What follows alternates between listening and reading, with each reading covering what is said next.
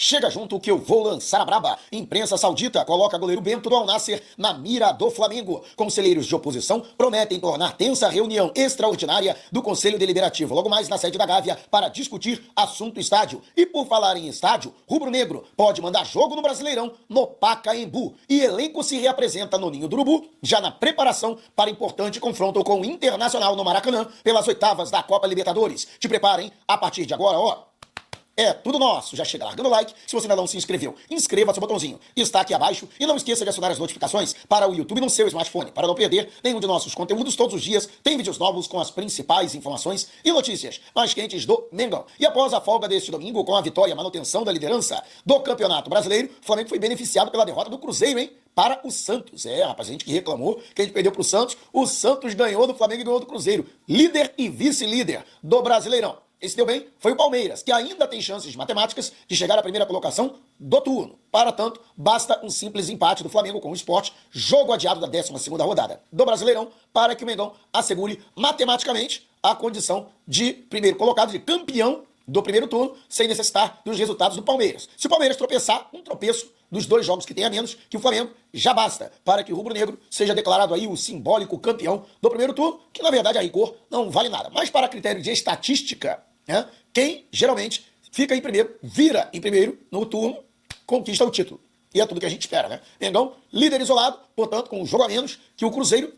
E agora, virando a chave, voltando as atenções para a Libertadores. Na próxima quarta-feira tem o confronto de ida das oitavas de final da competição, Flamengo e Internacional. Promete contar mais uma vez com o estádio lotado. A torcida tem se mobilizado para apoiar a equipe. São aguardados mais de 60 mil torcedores no palco maior do futebol brasileiro, mas o Flamengo tem que fazer o seu papel dentro de campo, que é obter a vitória para levar uma vantagem, mínima que seja, do empate para o gigante da Beira-Rio em Porto Alegre na semana que vem, já que o Flamengo, historicamente, tem dificuldades para atuar na capital gaúcha, diante do Colorado. E o técnico Felipe Luiz, que deve promover o retorno de Jorginho, jogador que cumpriu suspensão contra o Mirassol e, normalmente, deve retornar à condição de titular no setor do meio-campo. Meio-campo que vai sofrer outra alteração, já que a Arrascaeta terá que cumprir a suspensão. O jogador acumulou cartões amarelos ao longo da fase de grupos da Liberta e, com isso, terá que ser substituído. 2 jogadores brigam para começar atuando, realizando a função do uruguaio, o espanhol Saúl Ñíguez e também o colombiano Jorge Carrascal. Esse que, inclusive, chegou a ser relacionado diante do Mirassol, mas pelas circunstâncias do segundo tempo, conforme explicou o técnico Felipe Luiz, não obteve a sua estreia com o manto sagrado rubro-negro, o que deve acontecer até pela ausência do Arrascaeta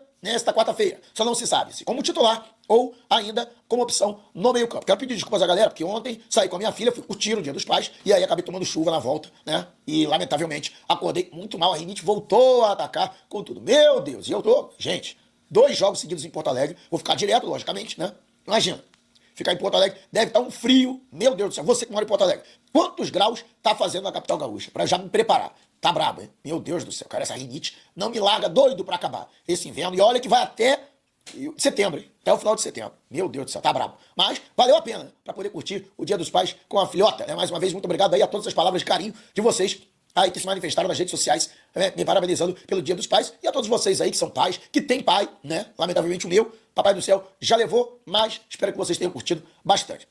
Mas existem ainda outras situações que ainda precisam ser vistas, como, por exemplo, Luiz Araújo ou Gonçalo Plata. Gonçalo Plata, que tem se notabilizado, né? Até fez gol na última partida, ele tem participado, tem sido garçom também nos 4 gols, né? Os 4 últimos gols do Flamengo.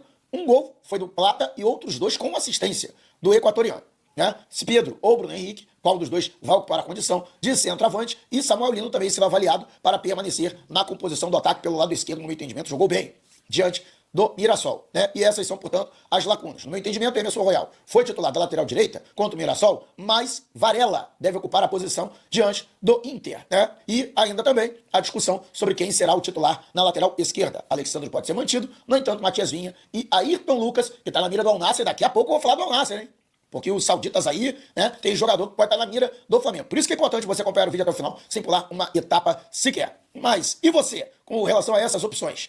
Qual time que você colocaria em campo, diante do Internacional? Deixe abaixo o seu comentário. E o Flamengo, que pode jogar no Pacaembu, que revelou, foi o CEO da empresa que administra o estádio, que tem aí uma parceria com o Mercado Livre e pertence à Prefeitura Municipal da capital paulista, segundo a entrevista do profissional a CNN Esportes, ele teria sido procurado pelo presidente do Flamengo, Luiz Eduardo Batista, que teria interesse de levar jogos do Flamengo para atuar, portanto, no estádio. Desde 2016, o Flamengo não joga no Pacaembu com mando próprio. Naquela oportunidade, inclusive, foi um verdadeiro sucesso a presença de público, que vamos combinar, né? Aumentou bastante a torcida do Mengão na capital paulista. Alô, Corinthians! Estamos chegando, hein? Estamos invadindo a sua praia. Se liga só. Mas a verdade é que o Flamengo sim pode levar o jogo. Não acredito que pela Libertadores, o Flamengo já está fora da Copa do Brasil. Libertadores, Flamengo avançando, vai jogar em casa, vai jogar no Maracanã. Então, pode ser que uma das partidas do Flamengo no retorno, com o mando de campo do rubro-negro, sendo, portanto, transferida esta partida para a capital paulista. Pode ser, por exemplo, um jogo que na partida seguinte, o Flamengo joga também em São Paulo.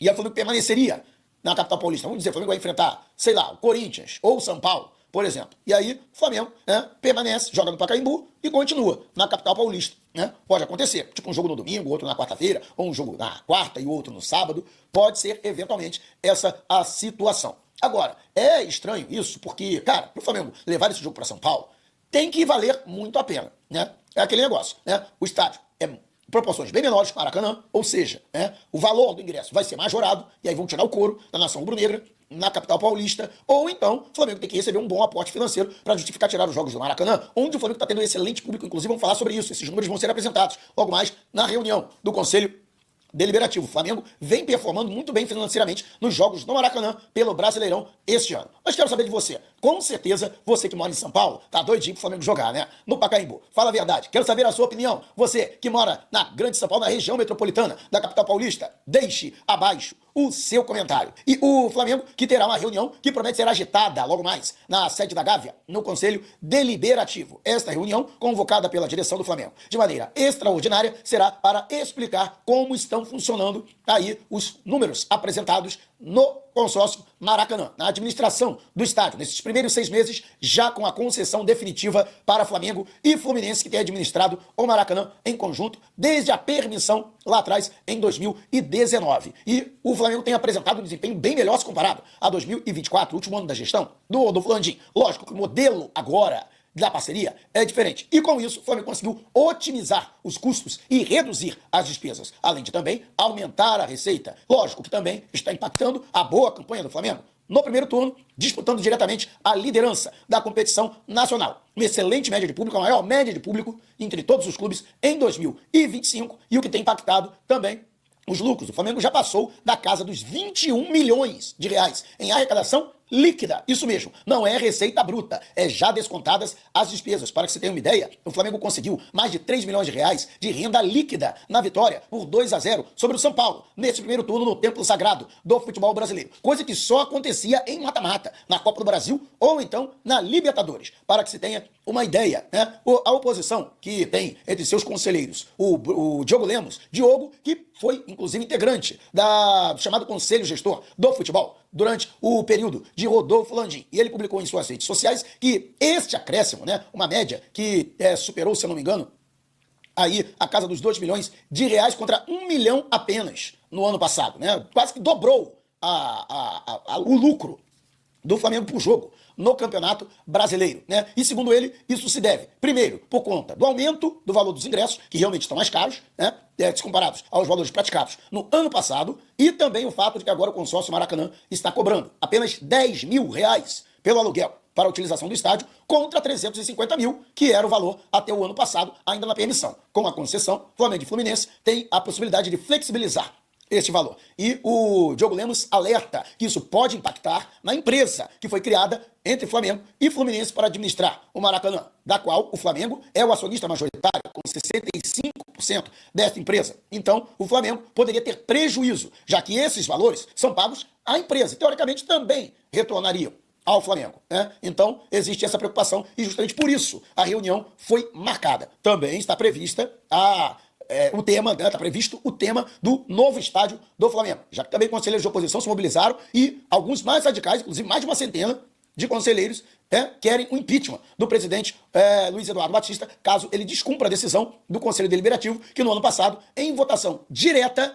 aprovou a compra do terreno no gasômetro para a construção do estádio do Flamengo. Esse tema também será abordado. E você, o que acha de todas essas situações que foram apresentadas, né, ou que serão apresentadas logo mais? Deixe abaixo o seu comentário. E lembrando para você que agora o YouTube tem um novo recurso, que é o Hype. Você pode hypar até 3 vídeos por semana, sem precisar pagar nada. Mas se puder pagar, são apenas R$2. Valeu demais. E parte desse dinheiro é revertida de volta para o canal. Na lista de opções, em comentários, você pode dar o seu hype. Depois de dar o seu like, você também pode hypar o vídeo. Bora participar da campanha Geral Hypando todos os vídeos aqui do canal, incluindo este, a um ranking de hypes. E quanto mais hypes o conteúdo recebe, mais ele ficará bem ranqueado e mais ele será recomendado pelo YouTube. Ajude para que outros torcedores do Mengão também conheçam o nosso trabalho e passem a acompanhá-lo. Utilize essa nova ferramenta aqui da plataforma. E segundo a imprensa saudita, o Flamengo teria interesse na contratação do goleiro Bento, o jogador que até chegou para o Al Nassr da Arábia Saudita, clube do super craque português Cristiano Ronaldo e agora também do técnico português